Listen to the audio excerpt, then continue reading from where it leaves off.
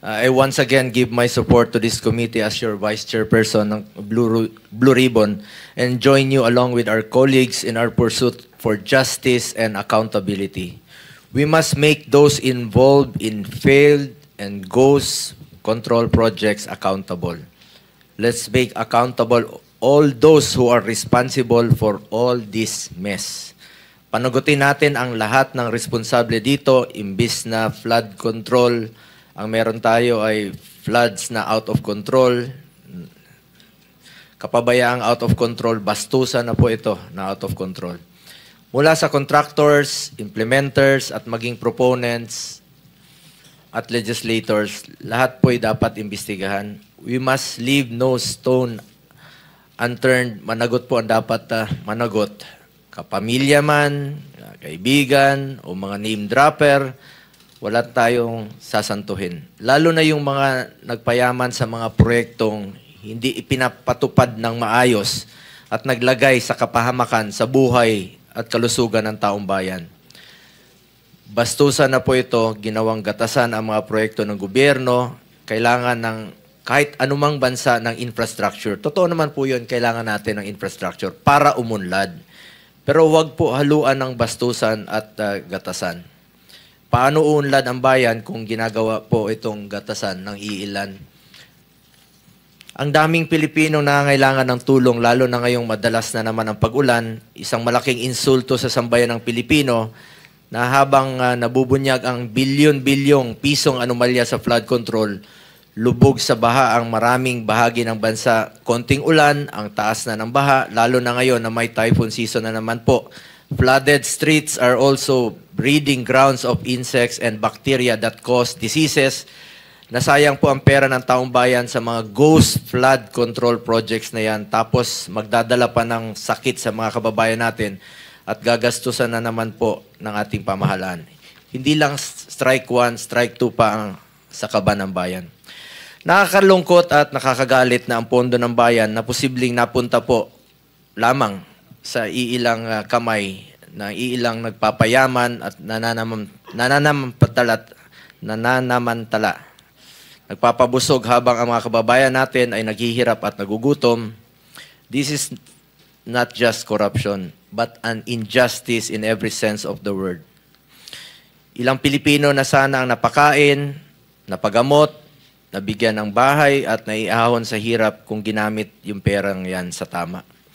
Nakakapanlumo na 1/3 lang po ng budget ng DOH ay ang 1/3 lang po ng budget ng DOH kumpara po sa DPWH. Dapat gamitin na lang ito sa mga programang direktang makakatulong lalo na po pagdating sa pangangalaga ng kanilang buhay at kalusugan. As principal author of Republic Act 12076 or isang co-author din po, ang principal sponsor niyan si Senator Jinggoy Estrada or ang Ligtas Pinoy Centers Act, which mandates the establishment of evacuation centers in every municipality and city in the country. I call on the DPWH, priority nyo naman po ito, batas na po ito. I call on the DPWH to prioritize this law instead of implementing failed flood control projects. Dapat po inuna ninyo itong mga evacuation centers dahil batas na po ito at mapapakinabangan po ito ng mga kababayan natin tuwing merong nababaha at nababagyo.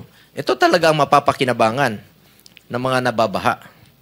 Sa reported 1.2 trillion budget for flood control from 2022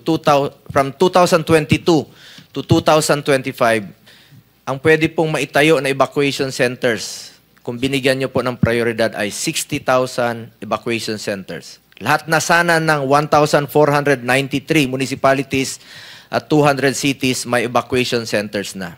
Sa budget na ito, 80,000 health centers na po sana ang pwedeng maitayo.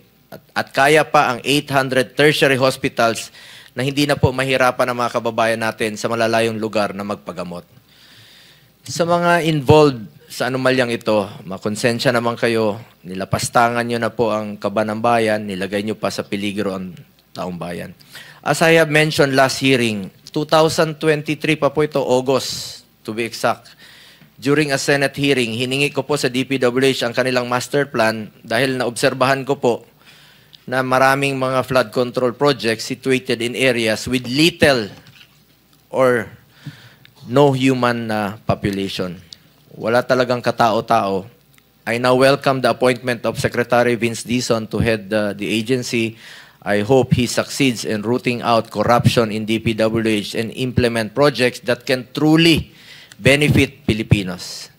Mula noon hanggang ngayon, galit po tayo sa korap at mapang-abuso. Dapat lang panagutin natin ang may sala para matigil na ang ganitong nakakasukang kalakaran sa gobyerno. Pagod na po, binging-bingi at sukang-suka na po ang taong bayan sa politika at siraan. Ngunit kailangan pong lumabas ang katotohanan para matigil na ang lahat ng kalokohang ito. I am one with the Filipino people in calling for accountability. Let us make accountable all those who are responsible for all this mess. Meron lang po akong katanungan kay Sara Diskaya. You have few minutes already na natitira. Opo, sir, bilisan ko lang po. Salamat po. Ilan po ang flood controls na nakuha niyo sa gobyerno? Metro Manila in particular. Hindi na sa from 2022 to 2025. Lahat na po. Ngayon, 138 projects. Metro Manila. All over. Tingnan niyo muna yung video ito. May baha. Quick lang po.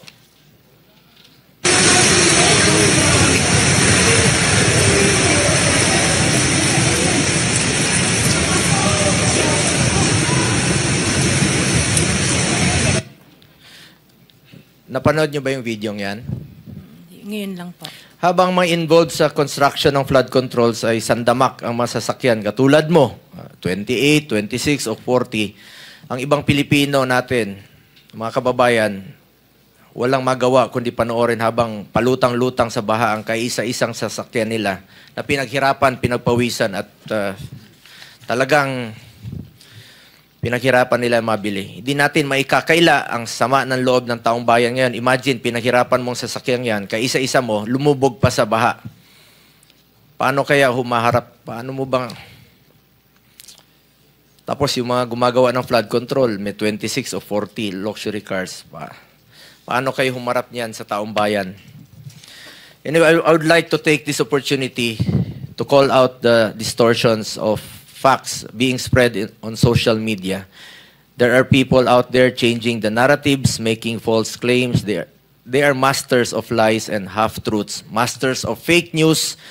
Some people are capitalizing on this scam to target their political enemies. In doing so, in so doing, we will fail to get to the bottom of this problem, allowing the real culprits to continue with their modus operandi while here we are again involved in dirty politicking this early. Miss Diskaya, hindi po kita kilala. May tanong lang po ako sa iyo. Common practice ba ang joint venture sa construction projects? Yes po. Alam mo ba ang proyekto ninyo na naiulat kasi ngayong araw, ngayon lang, na joint venture nyo raw po ang CLTG? 2017? I think so, yes, before. Flood control ito? I can't remember. Natapos na bang proyekto ito? Alam ko tapos po yung mga projects. Nagagamit na ito ng tao? I would think so, yes po. Kung meron pong pagkukulang o deficiencies or mali, ako mismo po ang magre-rekomenda sa committee ito. Nakasuhan kayo kahit kasama ang kamag-anak ko. Hindi lahat ng infrastructure projects may anomalya. Kailangan ng kahit ng anong bansa ang infrastructure para umunlad. Basta gawin lang po ito sa tama ang proyekto, ang masama, yung palpak na proyekto at ghost projects na ginagawang gatasan. Huwag lang po sanang bastusan. At ulitin ko, for the 9th time, I have nothing to do with the business of my family. Wala po akong kinalaman sa negosyo nila. I have no involvement in its operations. 24 anyos pa lang po ako, nagtatrabaho na po ako kay former Mayor Rodrigo Duterte. Hindi po nakakalapit sa akin ang pamilya ko para humingi ng pabor sa kontrata ng gobyerno. Yan po ang sinabi ko noon pa, I will resign kapag pumasok po sila sa City Hall or sa Malacanang. Paulit-ulit ko itong sinabi. Pag may gumamit ng pangalan ko, please consider it denied. Ayaw ko po makisali sa negosyo ng pamilya ko at ayaw ko rin po silang makialam sa trabaho ko. Sa totoo lamang po, mas nakakalapit pa sila sa ilang politiko, pero hindi po sa akin. Hindi naman natin mapili kung sino yung kamag-anak natin sa mundong ito.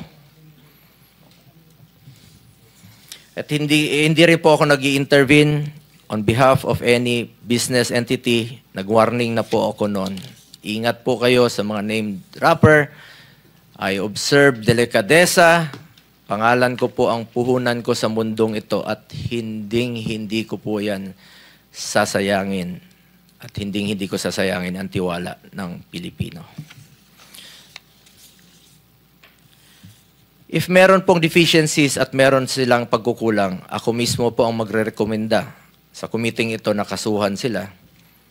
Kahit kamag-anak ko, kahit involved sa kahit na anuman pong pagkakamali, kasuhan niyo po sila. I am for accountability. Ayoko po ng kalokohan kahit kailan. Pero lahat po ng bansa kailangan ng infrastructure for development. Huwag lang bastusan at huwag lang pong gawing gatasan. Tulad ng LCAC, kailangan ng development sa bundok noong panahon ni former President Duterte.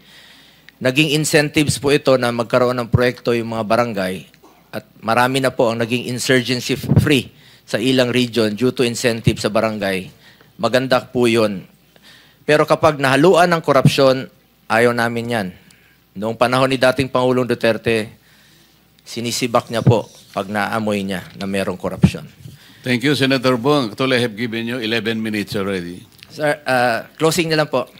Naniniwala po ako na ang paglilingkod sa bayan ay dapat may kasamang integridad at pananagutan. I assure the public that I have nothing to do with these transactions and I remain firm in my commitment to transparent and honest service. I am for accountability. Let me repeat, let us make accountable for all those responsible for all this mess. Panagutin natin sila. Salamat, Mr. Chair.